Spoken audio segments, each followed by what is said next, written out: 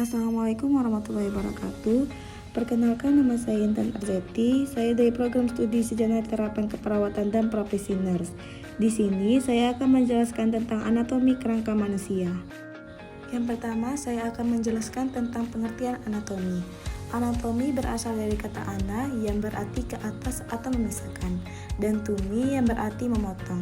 Jadi, secara harfiah, anatomi berarti memotong ke atas atau memisahkan dengan cara membedah. Dalam konteks manusia, anatomi menjelaskan susunan organ, tulang, otot, pembuluh darah, dan sistem tubuh secara keseluruhan. Yang kedua, saya akan menjelaskan tentang pengertian tulang. Tulang adalah organ jaringan ikat khusus yang membentuk sebagian besar kerangka tubuh vertebrata. Meskipun tampak keras, tulang merupakan jaringan hidup yang aktif secara metabolik dan terus mengalami proses perbaikan dan pembentukan ulang atau remodeling sepanjang hidup.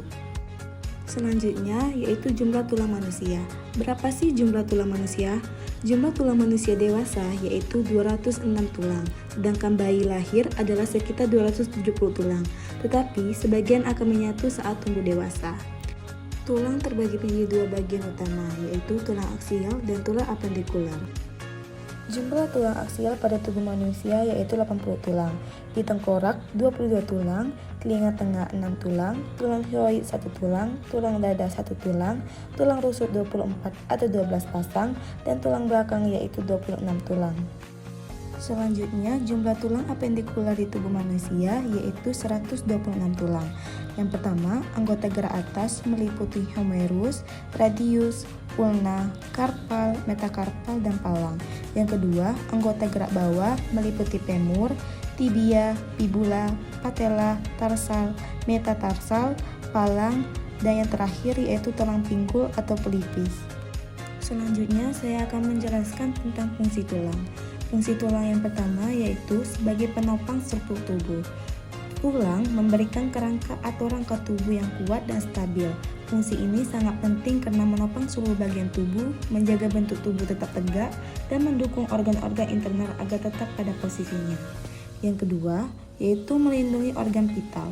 Rangka tulang seperti tengkorak, tulang rusuk, dan vertebrata melindungi organ penting seperti otak, jantung, paru-paru, dan sumsum tulang belakang dari cedera. Ketiga yaitu menghasilkan gerakan tulang, bekerja sama dengan otot dan sendi untuk menghasilkan gerakan. Otot melekat pada tulang dan ketika otot berkontraksi, tulang akan tertarik sehingga memungkinkan tubuh untuk bergerak, seperti berjalan, berlari, atau menulis. Yang keempat yaitu produksi darah. Di dalam sumsum tulang merah, terutama pada tulang panjang dan tulang pipi, terjadi proses hematopoiesis, yaitu pembentukan sel darah merah, sel darah putih, dan trombosit yang sangat penting untuk fungsi sirkulasi dan kekebalan tubuh. Yang kelima, sebagai penyimpanan mineral. Tulang menyimpan mineral penting seperti kalsium dan fosfor. Saat tubuh memerlukan mineral tersebut, tulang akan melepaskannya ke dalam aliran darah untuk menjaga fungsi otot, saraf, dan proses fisiologis lainnya. Yang keenam yaitu sebagai cadangan energi. Sumsum tulang kuning yang terdapat di bagian tengah tulang panjang mengandung lemak yang berfungsi sebagai cadangan energi tubuh saat energi utama tidak mencukupi. Yang ketujuh yaitu sebagai regulasi hormon. Tulang juga berperan dalam mengatur metabolisme tubuh melalui hormon seperti acetylcholine yang mempengaruhi pengaturan gula darah, sensitivitas insulin, dan metabolisme lemak. Yang terakhir yaitu sebagai adaptasi mekanik. Tulang memiliki kemampuan beradaptasi terhadap tekanan atau beban fisik melalui proses yang disebut remodeling. Semakin sering digunakan, misalnya saat olahraga, tulang akan semakin kuat. Sebaliknya, kurangnya aktivitas bisa menyebabkan tulang melemah. Selanjutnya kita masuki tentang struktur kerangka manusia. Yang pertama, di bagian kepala dan leher ada tulang tengkorak, tulang selangka, dan tulang belikat. Di bagian dada dan punggung ada tulang dada, tulang rusuk, dan tulang panggung. Di bagian lengan ada tulang lengan atas, tulang pengumpil, tulang hasta, tulang pergelangan tangan, tulang telapak tangan, dan tulang ruas jari tangan. Selanjutnya di bagian pinggul dan panggul yaitu ada tulang pinggul atau pelipis. Di bagian kaki yaitu ada tulang paha, tulang lutut, tulang kering, tulang betis, tulang pergelangan kaki, tulang telapak kaki, dan tulang ruas jari kaki. Sekian materi yang sudah saya jelaskan tadi. Di sini saya akan menyimpulkan keseluruhannya.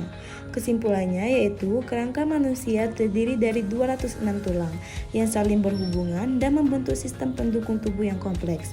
Fungsi tulang tidak hanya sebagai penopang, tapi juga pelindung, penggerak, dan penghasil sel darah. Pemahaman anatomi tulang sangat penting bagi tenaga kesehatan, karena sebagai dasar dalam praktik keperawatan.